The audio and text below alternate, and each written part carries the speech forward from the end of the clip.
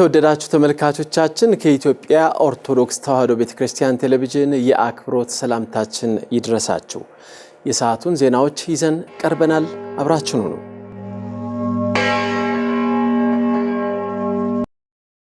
ወደ ቀዳሚው ዜናችን እናልፋለን። ብፁዕ ጠቅላይ ሥራ አስኪያጅ፣ ብፁዕ የቅዱስ ሲኖዶስ ዋና ጸሐፊና ብፁዓን አበው ሊቃነ ጳጳሳት በብፁዕ አቡነ ማቴዎስ ወላጅናት እማሆይ አስካለ ማርያም የቀብር ሽኝት ላይ ተገኝተው የማጽናኛ ትምህርት ሰጡ። መምህር ጌታቸው በቀለ ዝርዝሩን አዘጋጅቶታል። በኢትዮጵያ ኦርቶዶክስ ተዋሕዶ ቤተክርስቲያን የመገናኛ ብዙሃን አገልግሎት ድርጅት የአፋን ኦሮሞ መገናኛ ብዙሃን ቴሌቪዥን ማሰራጫ ድርጅት የበላይ ኃላፊ የምስራቅና ሰሜን አፍሪካ አህጉረ ስብከት ሊቀ ጳጳስ ወላጅናት የእማሆይ አስካለ ማርያም ሥርዓተ ቀብር ሚያዝያ 20 ቀን 2018 ዓ.ም ተፈጽመዋል። በዕለቱም ብፁዕ አቡነ ሳዊሮስ የመንበረ ፓትርያርክ ጠቅላይ ቤተ ክህነት ዋና ሥራ አስኪያጅ፣ የደቡብ ምዕራብ ሸዋና የሸገር አህጉረ ስብከት ሊቀ ጳጳስ ብፁዕ አቡነ ዲዮስቆሮስ የቅዱስ ሲኖዶስ ዋና ጸሐፊና የራያ ሀገረ ስብከት ሊቀ ጳጳስና ብፁዓን አበው ሊቃነ ጳጳሳት ተገኝተዋል። ብፁዕነታቸውና ቤተሰቦቻቸውንም አጽናንተዋል። ብፁዕ አቡነ ማቴዎስ በወላጅናታቸው የቀብር ስነ ስርዓት ላይ የተገኙትን ብፁዓን አበው ሊቃነ ጳጳሳት ሊቃውንተ ቤተ ክርስቲያንን ምዕመናንን አመስግነዋል። ብፁዓን አባቶቼ ከጠቅላይ ሥራ አስኪያጁ ጀምሮ ያላችሁት አምላካችን የእናታችን የአባታችን ወደ ሰማይ የተሸኙት የነሱ አምላክ አበው በረከቱን ቸርነቱን ያድልልን፣ ታላቅ ክብር ይስጥልኝ በማለት ዝቅ በማለት እጅ ነሳለሁ። በዚህ አውደ ምሕረት ላይ ቁጭ ብላችሁ ይህንን ሁሉ ሰዓት ሳትሰለችሁ እናታችንን ለመሸኘት እኔን አክብራችሁ ከአዲስ አበባ ከየቦታው መጣችሁ እዚህ ጸሎት ላይ ስለተሳተፋችሁ መድኃኔዓለም ክርስቶስ ክብሩን ይስጥልኝ።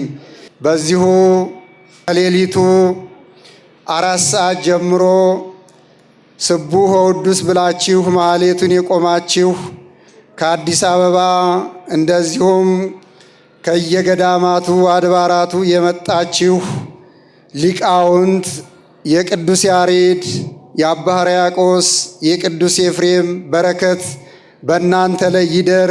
እዚህ መጣችሁ ወንድማችንን እናቱን ስትሸኝ አንለይም ብላችሁ ያደረጋችሁትን ሁሉ እግዚአብሔር አምላክ በሰማይ መዝገቡ ይጻፍላችሁ።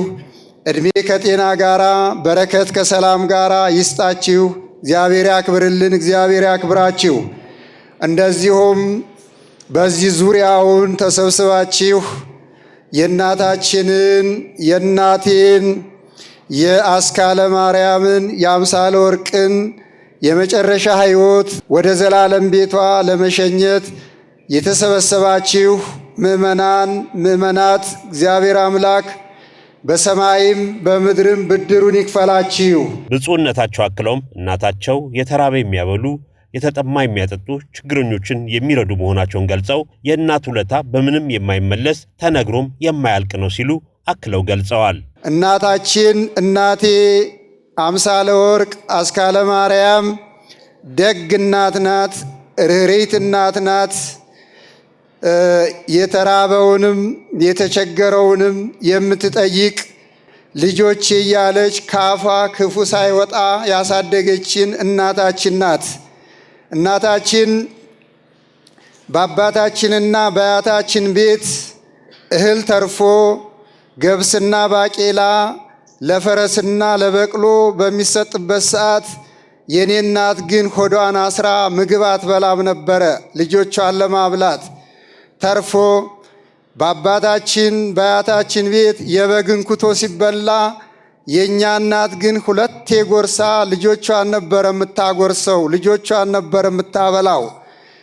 ድሃ መጥቶ ስለ እግዚአብሔር በሚልበት ሰዓት እኛ ተሽቀዳድመን የተረፈ እንጀራ ለመስጠት ስንሮጥ የተረፈ አትስጡ፣ እነሱም አግኝተው ያጡ ናቸው፣ ትኩስ እንጀራ ያምራቸዋል ብላ ከመሶባ ውስጥ እንጀራ አውጥታ የሚያስፈልገውን እንጀራው ላይ አድርጋ ለራታችሁም ይሆናል ብላ እንጀራ ጨምራ የምትሰጥ እናት ናት።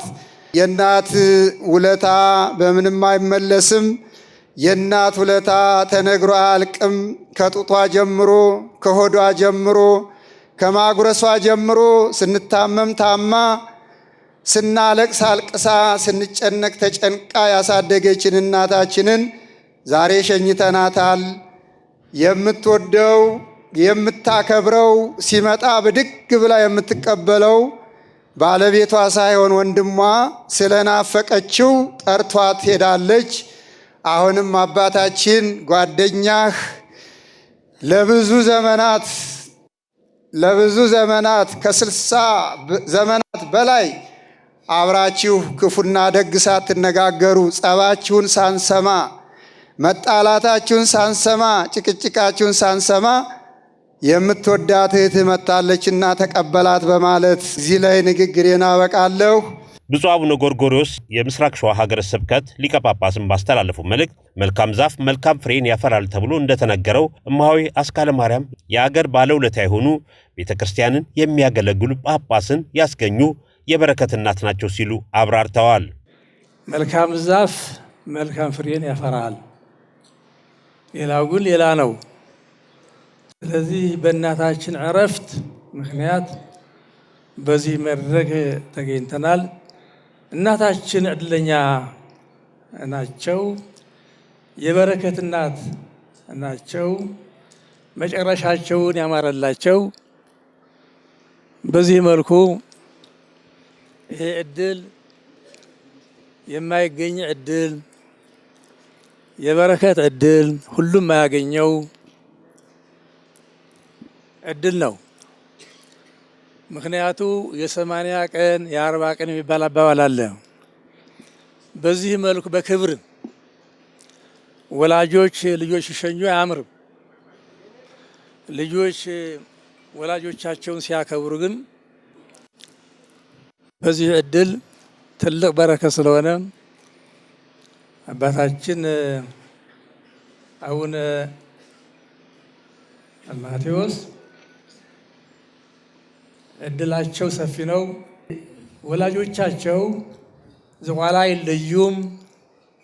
አባታቸው እናታቸው እሞይም ገና ሳይመነኩሱ ዝቋላ አካባቢ አይለዩም ነበረ።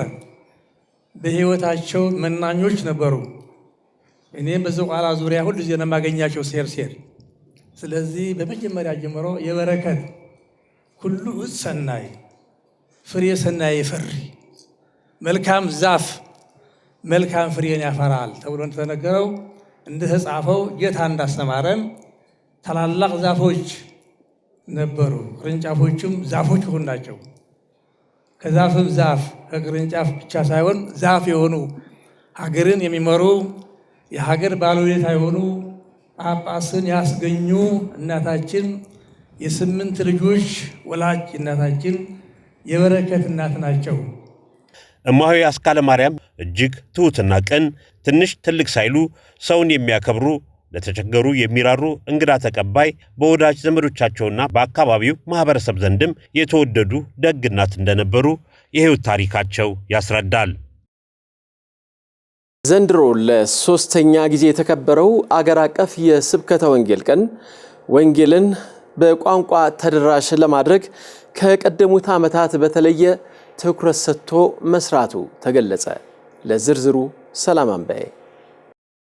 የመንበረ ፓትርያርክ ጠቅላይ ቤተ ክህነት የስብከተ ወንጌልና ሐዋርያዊ ተልእኮ ምክትል ኃላፊ መጋቤ ሐዲስ ዘማርያም ጌጡ እንደገለጹት የዘንድሮ የስብከተ ወንጌል ቀን በቋንቋ አገልግሎት ላይ ትኩረት ማድረጉና መምሪያው የቋንቋ ተደራሽነትን በተግባር እያከናወነ መሆኑን ልዩ ያደርገዋል ሲሉ ገልጸዋል። ምክትል ኃላፊው ይህንን የገለጹት በቦሌ ገርጂ ደብረገነት ቅዱስ ጊዮርጊስ ቤተክርስቲያን ተገኝተው ባስተላለፉት መልእክት ሲሆን ዕለቱም በአዲስ አበባ 8 ክፍላተ ከተማና በሸገር ሀገረ ስብከት ስር በሚገኙ በተመረጡ አድባራትና ገዳማት ውስጥ በድምቀት ተከብረው ውለዋል። በአጠቃላይ ስብከተ ወንጌል መምሪያ ሁሉም አህጉረ ስብከት የሚገኙት የስብከተ ሰባኪያነ ወንጌል መምሪያ ኃላፊዎችን ነገ ማለት ሚያዝያ 19 በቅድስት ሥላሴ ዩኒቨርሲቲ አዳራሽ ዓመታዊ የስብከተ ወንጌል ቀን መታሰቢያ ቀን በጋራ የአዲስ አበባ አድባራት እና ገዳማት አስተዳዳሪዎችና የስብከተ ወንጌል ክፍል ኃላፊዎችም በአንድ ሆነን የምናከብርበት ቀን ነው። ነገር ግን የዛሬው በዋዜማው በ12 አጥቢያ ቤተክርስቲያናት ላይ የስብከተ ወንጌል መምሪያው 12 መምህራን እንዲሁም ዘማሪያን እንዲሁም ደግሞ በጋናና በመሳሪያ የሚያገለግሉትን መድበን በሁሉም ቦታዎች ላይ አገልግሎት እንዲሰጥ እየተደረገ ነው። የኔ እዚሁ በገርጂ ደብረ ገነት ቅዱስ ጊዮርጊስ ቤተክርስቲያን ካቴድራል ማለት ነው በአስተባባሪነት እዚህ ነው ያረፈድኩኝ። እንግዲህ እኛ ያረፈድንበት በጣም ደስ የሚል የሥነ ሥርዓት ነው የተከናወነው። ምንድነው ትልቅ እየተሰራ ያለው አሁን በመምሪያው አንደኛ የአገልግሎት ቋንቋን ትኩረት ያደረገ ነው። አሁን ለምሳሌ በ36 አህጉረ ስብከት ላይ በተለይ ወደዚህ ወደ ደቡብና ኦሮሚያ ክልል ላይ የቋንቋውን ተናጋሪ መምህራንን በማሰማራት ልዩ የስብከተ ወንጌል ስምሪት አድርገናል። በስምሪታችን ላይ ያካተት ነው የሥራ አስኪያጆችን፣ የወረዳ ሊቃነ ካህናትና የስብከተ ወንጌል ክፍል ኃላፊዎችን ለሁለት ቀናት ስልጠና እንሰጣለን።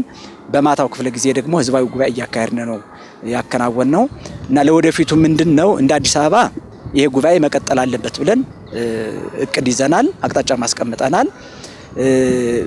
ለዚህ ደግሞ ትልቁ ስኬት የአዲስ አበባ አድባራትና ገዳማት አስተዳዳሪዎች፣ የስብከተ ወንጌል ክፍል ኃላፊዎችም ለዚሁ አጋርነታቸውን ከምን ጊዜውም በተሻለ ሁኔታ ትብብራቸውን ከኛ ጎን ከመምሪያው ጎን ሊቆሙ ይገባል እላለሁ። ሌላው መምሪያው አሁን በቅዱስ ሲኖዶስ ውሳኔ መሰረት አንድ እየሰራ ያለ ስራ አለ።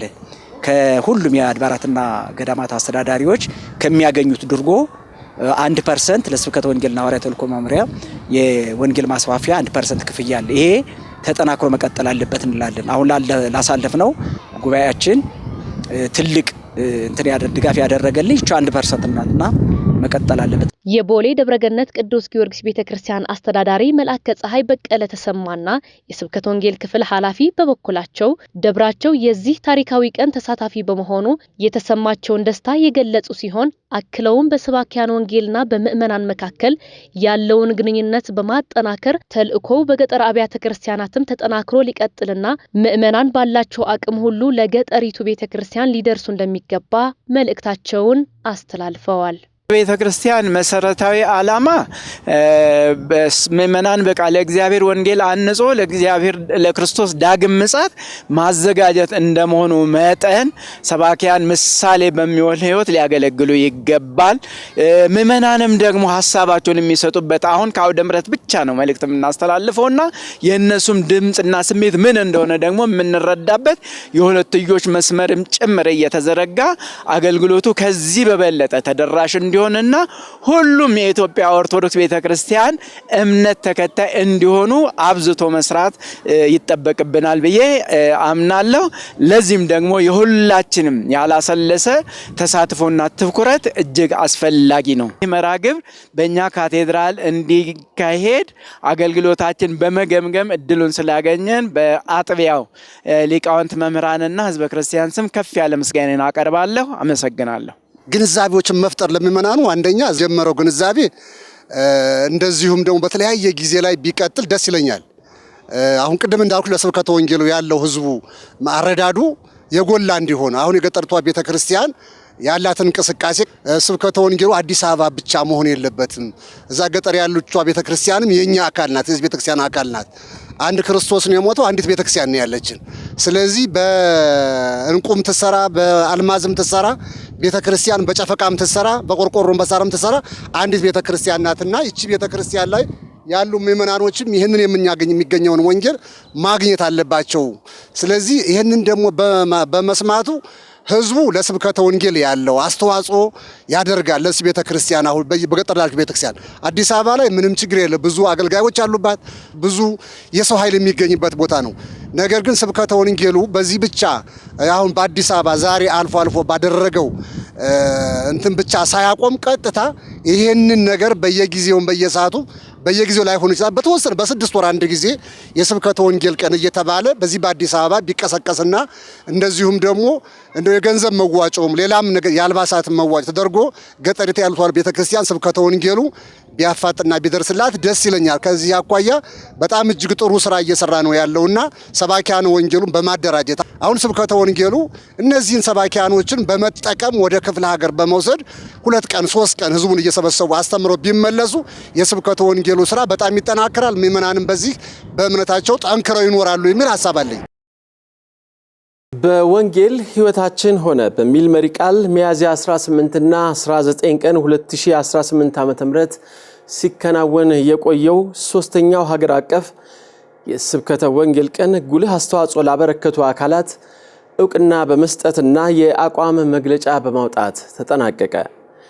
የስብከተ ወንጌልና ሐዋርያዊ ተልእኮ መምሪያ በወንጌል አገልግሎት መስፋፋትና ተደራሽነቱን በማገዝ በበጀት ድጋፍ ያደረጉ በሚዲያ ሽፋንና በሰው ኃይል ልማት ውጤታማ ስራ ለሰሩ ተቋማትና ግለሰቦች የእውቅና የምስክር ወረቀትና ሽልማት ሰጥቷል።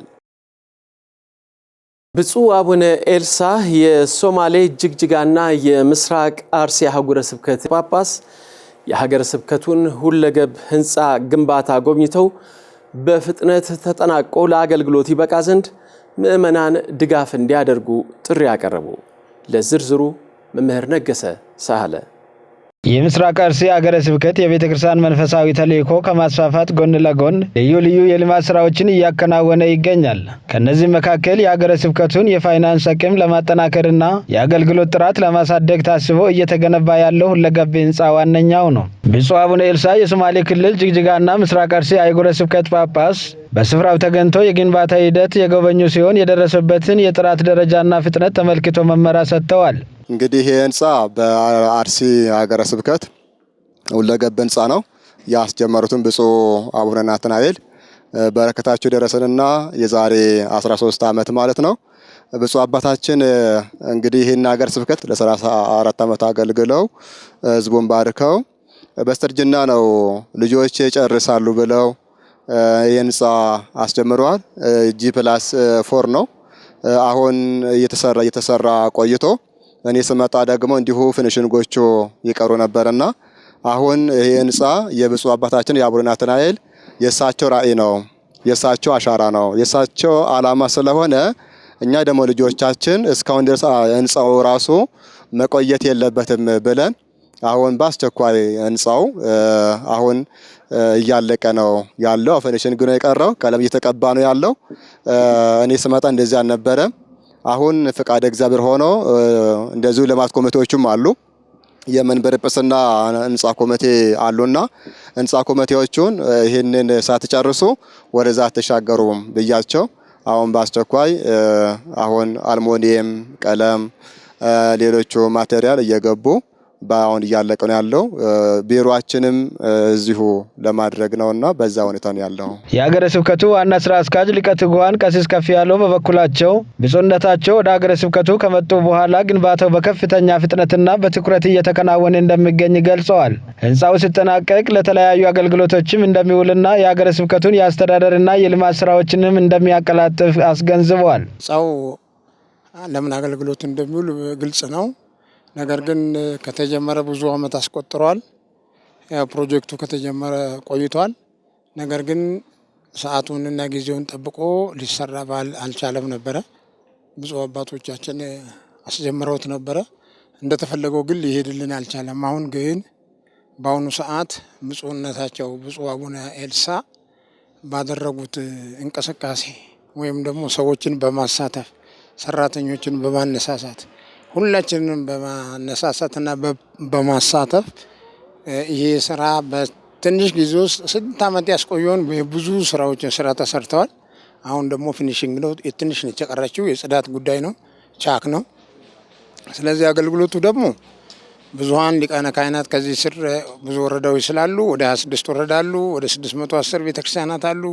መጥተው ለስብሰባ ሲሰበሰቡ እዚህ አዳራሽ አዘጋጅተናል። ቢሮ ደግሞ ለእያንዳንዱ የክላስ ከሊቀ ጳጳሱ ከስራ አስኪያጁ ከጸሐፊው ከተለያዩ ጀምሮ ሁሉም ቢሮዎች ለዚህ አገልግሎት እንዲውሉ የእሳቸውም ራዕይ ስለሆነ የኛም ደግሞ ራዕዩን ተከትለን የምንሮጥ ስለሆነ በዚህ ደረጃ ላይ ያገለግለናል። በመጨረሻ ብፁዕ አቡነ ኤልሳ የግንባታ ስራው በአጭር ጊዜ ውስጥ ተጠናቆ ለአገልግሎት እንዲበቃ ምዕመናንና የሚመለከታቸው አካላት አስፈላጊውን ድጋፍ እንዲያደርጉ አባታዊ ጥሪያቸውን አስተላልፈዋል። እንግዲህ የአርሲ ሀገረ ስብከት አንጋፋ ሀገረ ስብከት ነውና ይሄንን ሀገረ ስብከት እኔ 7ኛ ነኝ። እነ ብፁዕ አቡነ ሉቃስ፣ እነ ብፁዕ አቡነ ማቴዎስ፣ እነ ብፁዕ አቡነ ኤፍሬም፣ እነ ብፁዕ አቡነ ናትናኤል፣ እነ ብፁዕ አቡነ ያሬድ የመሩት ሀገረ ስብከት ነው። እኛ እንግዲህ እግዚአብሔር ፈቃድ ሆኖ እዚህ ደርሰናል። ይህንን የአባቶቻችንን ራዕይ አሻራ ቶሎ ለማስቀጠል ነው። ይሄ ህንጻ ቶሎ ብለን አሁን ቢሮአችንም እዚህ ለማድረግ ነው። በቀጣው ላይ አሁን ይሄኛው ያለንበት ያረጀ ያፈጀ ስለሆነ ጊዜውን ያልዋጀ ምእመናን ልጆቻችንም ስናስተናግዳቸው በጣም እጅግ ነው የሚከብደንና አሁን በአጭር ጊዜ እዚህ ስለሆነ ይሄን እንግዲህ የአባቶቻችን ራዕይ ይሄንን የሚመለከቱ ሁሉ በአገር ውስጥም ከአገር ውጭም ያሉ ካህናት፣ ሊቃውንት፣ ምእመናን ልጆቻችን አሁን ብዙ ልማቶች አሉ እዚህ ቦታ ላይ። ሁላችሁም ይሄን ፕሮግራም የምትከታተሉ በገንዘባችሁ፣ በሀብታችሁ፣ በእውቀታችሁ፣ በሀሳባችሁ ሁሉ እንድታግዙ ማለት ፈልጋለሁና እንግዲህ እዚህ አገረ ስብከት ያላገለገሉ ሊቃውንት የሉም፣ ያላገለገሉ ቀሳውስት የሉም። ብዙዎቹ አገልግለዋል። ሊቃውንቱም ቀሳውስቱ ምእመናን ልጆችም በዚሁ በአካባቢ ያደጉ ከዚህ አካባቢ ያላደጉም ሌሎቹም ምእመናን ልጆቻችን በገንዘባቸው፣ በእውቀታቸው፣ በሀብታቸው እንድታገዙ በእግዚአብሔር ስም እናሳስባለን። የአንድነት ገዳማት ህብረት ገዳማት ያጋጠሟቸውን ዘርፈ ብዙ ተግዳሮቶች በጋራ ለመፍታት በሚያስችሉ ጉዳዮች ላይ አበክሮ እየሰራ መሆኑን አባቶች ገለጹ። ዝርዝሩን መምህር ፈቃዱ ኪሮስ አዘጋጅቶታል። የኢትዮጵያ ኦርቶዶክስ ተዋሕዶ ቤተክርስቲያን የአንድነት ገዳማት ህብረት ጉባኤ በሰበታ ቤተደናግል ጠባባት ገዳም ሚያዝያ 19 ቀን 2018 ዓ.ም አረጋዊው አባት ብፁዕ አቡነ ዮሴፍ የባሌ ጎባ ሀገረ ስብከት ሊቀ ጳጳስ በተገኙበት ባደረገው ጉባኤ ለ10 ዓመታት ሲታሰብበት ቆይቶ በ2013 ዓ.ም በይፋ የተመሰረተው ይህ የገዳማት ህብረት በገዳማት ላይ የተጋረጡ ዘርፈ ብዙ ተግዳሮቶችና በመቀራረብና በመመካከር እየፈታ ይገኛል። በድጋፋል ነው የተናገርኩን እንጂ ይሄ አሁን ከምናገረው በላይ እናንተ አባቶች አበው መናገር ትችላላችሁና አባቶች ከኔ የበለጡ በጣም የገዘፉ አሉ። ሲኖዶስ እንደው ለ10 ደቂቃ እንደ አምና አሁንም ብሩኬ ከአባቶቻችን እናገኝ እና ተስፋችሁን በእግዚአብሔር ላይ አድርጉ። በየገዳማቱ ሜላ ያዙ፣ ጸልዩ፣ ማህበራችሁን አጠናክሩ። በተለይም መነኮሳት ያለበቂ ምክንያት ከገዳም ገዳም የሚያደርጉትን ዝውውር በማስቀረትና ወጥ ስርዓት በመዘርጋት ቤተክርስቲያንን ከነቀፋ መታደግ ችሏል በማለት አባቶች አብራርተዋል። እና ገዳማት ህብረቱ በመጀመሪያ በዓላማ ነው የተመሰረተው። ዓላማው ምንድነው? የምናኔ ህይወትን ማጠንከር። የምናኔ ህይወት ምንድነው ሲባል ቅድስና ነው። የምናኔ ህይወት ገዳማት በቅድስና እንዲጠነክሩ ማድረግ እና እኛን ወደ ህብረት ወደ አንድነት ያመጣን አንዳንድ ነገሮች ችግር መልካም ነገርን ይፈጥራል። ችግር ብቻ ሆኖ አይቀርም እና በአሁኑ ሰዓት እንደሚታወቀው ገዳማት ዘርፈ ብዙ ችግሮች እየመጡባቸው ነው ያሉት። ከሞላ ጎደል የመጀመሪያው ታላቁ አስተዋጽኦ ገዳማት ራሳቸው እንዲጠናከሩ ነው ዓላማውና ያው የገዳማት መጠናከር የቤተክርስቲያን አስተዋጽኦ ነው፣ የተለየ አይደለም። ገዳማት ሲጠነክሩ ቤተክርስቲያን ትጠነክራለች። የቤተክርስቲያን የጀርባ አጥንቷ ገዳማትና ጉባኤ ቤቶች ናቸውና ገዳማት ያው የትናንትን ማንነታቸው ወርዶ የትናንት ሴታቸው ላልቶ ነው አሁን ያለበትና ትልቁ ነገር የገዳማት ህብረቱም የተሰበሰበበት ዓላማው እሱ ነው እና ያንን ማጠንከሩ፣ ገዳማትን ማበርታቱ፣ ገዳማት ወደ ነበሩበት ለመመለስ መወያየቱ ለቤተክርስቲያን የታላቅ አስተዋጽኦ ነው ብዬ አስባለሁ። ምክንያቱም ገዳማት ከቆሙ፣ ገዳማት ከጸኑ፣ ገዳማት እንደ ገዳምነታቸው ጸንተው ከተገኙ ይህ የቤተክርስቲያን ትልቁ ስኬት ነው። ከዚህም ባሻገር ገዳማት ችግሮቻቸውን በጋራ የሚፈቱበት፣ ልምድ የሚለዋወጡበትና የተቸገሩትን ገዳማት የሚደግፉበት ጠንካራ መንፈሳዊ ትስስር መፍጠሩ ተብራርቷል። በአሁኑ ወቅትም የገዳማት አስተዳደር በአንድ አይነት አካሄድ የሚመራ ወጥ የመተዳደሪያ ህግ እየተረቀቀ ይገኛል በማለት አሁንም አባቶች ይገልጻሉ።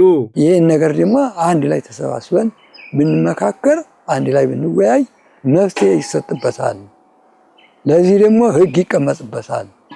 ከአንዱ ገዳም ወጥቶ ወደ አንዱ ገዳም መነኩሴ ሲሄድ በፈቃድ እንዲሄድ፣ ከዛ ደግሞ ሄዶ ድንገት ብሄር ደግሞ ከየት እንደመጣ ምን እንደሆነ ዓላማው ምን እንደሆነ ያ ነገር ሲቀር በመካከል ቤተክርስቲያኗን የሚያስነቅፈውን ሆነ ብሎ ደግሞ በቤተክርስቲያኗ ላይ ጸረ ቤተክርስቲያን ሆኖ የተነሳው ይገታል ይቆማል በማለት ይህንን በዓላማ አንድ ላይ መሰባሰብ ጀመር።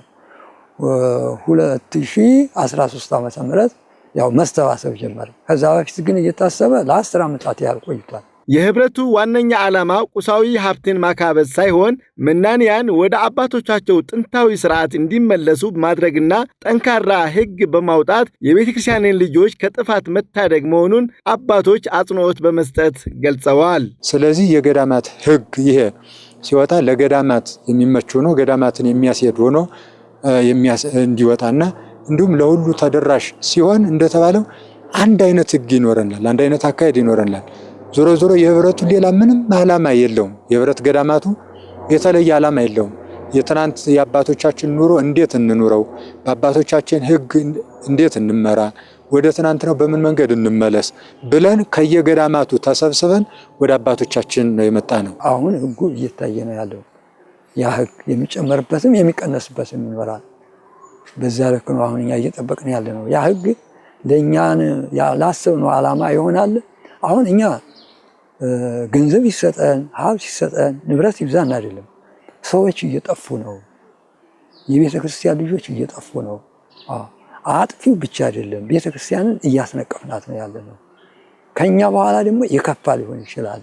ያ የከፋ ከሚሆን ደግሞ አሁን እኛ ቤተ ክርስቲያንን እንዳናስነቅፋት እኛ ራሳችን ተሰባስበን ሕግ ይቀመጥልን። በመጨረሻም የሊቀ አላፍ ያዛለም ገሰሰ የአብራክ ክፋዮች የሆኑት ልጆቻቸው ወይዘሮ አምሳለ ያዛለምና ወይዘሮ ተድባበ ያዛለም በክቡር ሊቀ አላፍ ያዛለም ገሰሰ የቀብር ሽኝትና የአንደኛ ዓመት የእረፍት መታሰቢያ በዓል አከባበር ከጎናቸው ለሆኑት ሁሉ ምስጋና አቀረቡ። መጋቤ ምስጢር ሳህሉ አድማሱ ዝርዝሩን እንደሚከተለው አዘጋጅተውታል። በቀድሞው ዘመን የሊቃውንት ጉባኤ ሰብሳቢ በመሆን መጠነ ሰፊ አገልግሎት ሲሰጡ የቆዩት ሊቀ አእላፍ ያዛለም ገሰሰ ባሳለፍነው ሚያዝያ 18 ቀን 2018 ዓመተ ምህረት የአንደኛ ዓመት የእረፍት መታሰቢያ በዓል በመንበረ ጸባዖት ቅድስት ሥላሴ ካቴድራል በልዩ ሥርዓት የተከበረላቸው መሆኑ ይታወቃል። ይህንኑ ተከትሎ የአብራካቸው ክፋይ የሆኑት ልጆቻቸው ወይዘሮ አምሳለ ያዛለምና ወይዘሮ ተድባበ ያዛለም በአባታቸው የቀብር ሽኝትና የአንደኛ ዓመት የእረፍት መታሰቢያ በዓል ከጎናቸው በመቆም በማጽናናትና አስፈላጊ በሆነው ሁሉ ድጋፍ ላደረጉላቸው ሊቃነ ጳጳሳት፣ የጠቅላይ ቤተ ክህነት የሥራ ኃላፊዎች በተለይም ሊቀ አእላፍ ያዛለም ገሰሰ ለረጅም ጊዜ አገልግሎት የሰጡበት የማኅደረ ስብሐት ቅድስት ልደታ ለማርያም ቤተ ክርስቲያን ካህናት በሊቀ አእላፍ ያዛለም ገሰሰ የቀብር ሽኝትና የአንደኛ ዓመት የእረፍት መታሰቢያ በዓል ላደረጉት ክህነታዊ አገልግሎት ላቅ ያለ ምስጋና አቅርበውላቸዋል። ልባችንን ሊያረካ በሚችል ሁኔታ ቅድስት ቤተ ክርስቲያናችን የበለጠ ልንወድ በምንችልበት ሁኔታ ተከብሮ በጥሩ ሁኔታ ሽኝቱ በቅድስት ሥላሴ ቤተ ክርስቲያን አበው ሊቃነ ጳጳሳት ከብፁዕ አባታችን አቡነ ማትያስ ጀምሮ ሁሉም ከ6 እና ከ7 በላይ አበው ሊቃነ ጳጳሳት ተገኝተው ለካ አባታችን እንደዚህ ያለ ትልቅ ሰው ነው፣ አባት ነው፣ አስተማሪያችን ነው፣ መካሪያችን ነው፣ መሪያችን ነው፣ የሕይወታችንን ፕሪንሲፕል ሁሉ ምንም ነገር ሲኖር የመጀመሪያ ሰዋችን ነውና እሱን ማጣት ለኛ በጣም ትልቅ ክፍተት ነው። ግን በሱ ህልፈት ውስጥ ያየናቸው ነገሮች ቆመን እንድንሄድ እንድንጽናና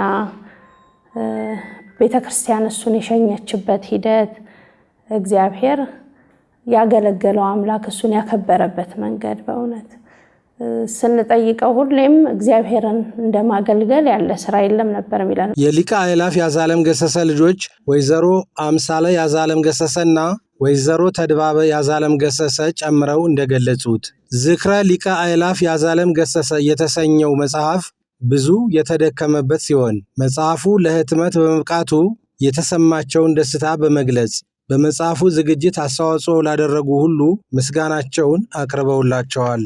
ይህን መጽሐፍ ለህትመት እንዲበቃ ብዙ ለረዱን በሐሳብ ጊዜያቸውን ሁሉ ጊዜያቸውን ለሰጡን በሌላቸው ሰዓት በቃ በጣም ሐሳብ ሙሉ በጣም በቅንነት ስልክ በመደወል መረጃ በማሰባሰብ እኛን ጋይድ በማድረግ ላገዙን አባቶቻችን ለመጋቢ ሐዲስ ኃይለ እግዚእ አሰፋ ያለመጋቢ ብሉይ አምራ አሸብር ባርቶት ላገዙን ደግሞ ምስጋና ማቅረብ እወዳለሁ። የመጽሐፉን ተደራሽነትን በተመለከተ እነ ወይዘሮ አምሳለ ያዛለም ገሰሰ የሚከተለውን ማብራሪያ ሰጥተዋል። መጀመሪያ ያማከርነው መጋቢ ሐዲስ ኃይለ እግዚእ አሰፋን ነው። እንዴት ነው ማድረግ የሚገባን ብለን አማከርን። ዶክመንት እንድናመጣ የሚያስፈልገውን ነገር ምን ማቅረብ እንዳለብን አስተያየት ሰጡን። ያንን የሚያስፈልገውን ዶክመንት እኔ በመችልበት ጊዜ እኔ በማልችልበት ጊዜ ደግሞ ባለቤት ያለ እለት በእለት የሚያስፈልገውን ዶክመንት እናመጣለን፣ የሚያስፈልገውን ነገር እናደርጋለን። በተለይ ደግሞ በስልክ መሆን ያለበትን ነገር ከነሱ ጋር እየተነጋገርን እግዚአብሔር የተመሰገነ ይሁን ኦልሞስት ከ2 ወር ወይ 3 ወር አካባቢ ሊሆን ይችላል ፈሽቶብናል። በእግዚአብሔር ቸርነት በእግዚአብሔር በጎ ፍቃድ ያው እህቴ ባደረገችው ጥረት ታትሞ ለዚህ ሁኔታ ሊበቃ ችሏል። ብዙ ለረዱን በሐሳብ ጊዜያቸውን ሁሉ ጊዜያቸውን ለሰጡን በሌላቸው ሰዓት በቃ በጣም ሐሳብ ሙሉ በጣም በቅንነት ስልክ በመደወል መረጃ በማሰባሰብ እኛን ጋይድ በማድረግ ላገዙን አባቶቻችን ምስጋና ማቅረብ እወዳለሁ። እውነት ለመናገር አንዳንዴ እኔ ስደውል ሰዓት ሌሊት ሊሆን ይችላል። በዛን ሰዓት ሁሉ መሸ ሳይሉ እንዳልሳቀ ግድ የለም በፈለግሽው ሰዓት ደውይ ጥያቄ ካለሽ ብለው ላገዙን ለኢኦቲሲ ሙሉ ዘገባውን ለዘገባችሁልን ቢሮአችሁ ክፍት ለሆነ ይሄ የቤተ ክርስቲያን አባቶቻችን ጉዳይ የኛ ጉዳይ ነው ብላችሁ ተገኝታችሁ በቦታው ተደራሽ እንዲሆን ስላደረጋችሁልን እናንተን ምስጋና ለማቅረብ እወዳለሁ። በጣም ደስ ብሎኛል። ይሄን ሁሉ ላደረገ ለልዑል እግዚአብሔር ከፍ ያለ ምስጋና ማቅረብ ፈልጋለሁ። ለሚመጣው ትውልድ ፍንጭ ይሰጣል፣ ያስተምራል፣ ልምዳቸውን ያሳያል። በቃ በአገልግሎት ውስጥ እግዚአብሔር ብቻ መታየት እንዳለበት እግዚአብሔርን በክብር ማገልገል ዋጋው ምን እንደሆነ ይሄ በገንዘብ ወይ በቅንጦት በመኖር የሚተመን ሳይሆን እግዚአብሔርን የማገልገል ዋጋ ግን ክብሩ የማይገለጽ አይነት እንደሆነ በእነሱ ሕይወት ውስጥ እናያለንና ያንን ያሳያል ብያ ስለማምን ደስ ይለኛል። የተከበራችሁ ተመልካቾቻችን ከኢትዮጵያ ኦርቶዶክስ ተዋሕዶ ቤተክርስቲያን ቴሌቪዥን ለሰዓቱ የነበሩን ዜናዎች እየተከታተላችሁትን ይመስላሉ። ሌሎች መርሃ ግብሮቻችን አሁንም ይቀጥላሉ። ቆይታችሁ ከኛ ጋር እንዲሆን በአክብሮት እንጋብዛለን። መልካም ጊዜ